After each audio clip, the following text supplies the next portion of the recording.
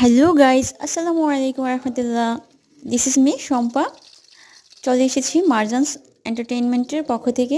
চলুন রান্না শিখে পর্বে আপনাদের সামনে পপকর্ন ভাজি নিয়ে ঘরোয়া পদ্ধতিতে পপকর্ন ভাজি করতে সর্বপ্রথমে কড়াই বসাবো। কড়াইটা গরম হয়ে আসার পরে আপনারা দেখতেই পাচ্ছেন, গরম হয়ে আসার পরে সেখানে 2 টেবিল চামচ তৈল দিয়ে দিব।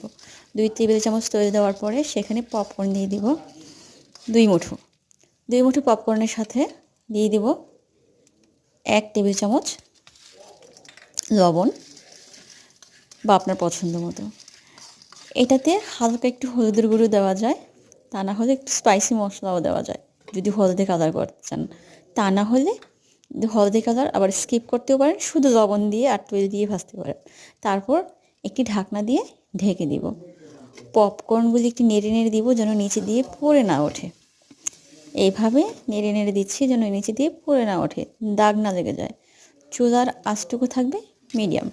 তারপর দেখেন পপকর্নগুলো কতই না সুন্দরভাবে ফুটে উঠছে। বাচ্চারা খেতে চাইলে ঝটপট আপনারা এগুলো বানিয়ে দিতে পারেন।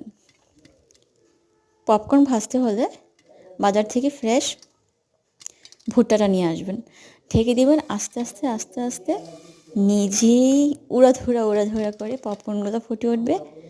তারপর দেখতেই থাকুন সামনে কি হচ্ছে। সবগুলো পপকর্ন হওয়ার পরে যখন দেখবেন আর একটা অবশিষ্ট নেই, তখন চুলার আঁচটুকু তো একদম কমানো থাকবে, তা না হলে কিন্তু পড়ে যাবে। ঢাকনার সমান সমান হলে আমরা তখন আবার নেড়ে দিব। তারপর চেক করে নিব সবগুলো পপকর্ন হয়েছে কিনা। তারপর প্লেটে ঢেলে পরিবেশন করব। বাচ্চাদের নিয়ে সময় কাটবে, মজা করে খাবো।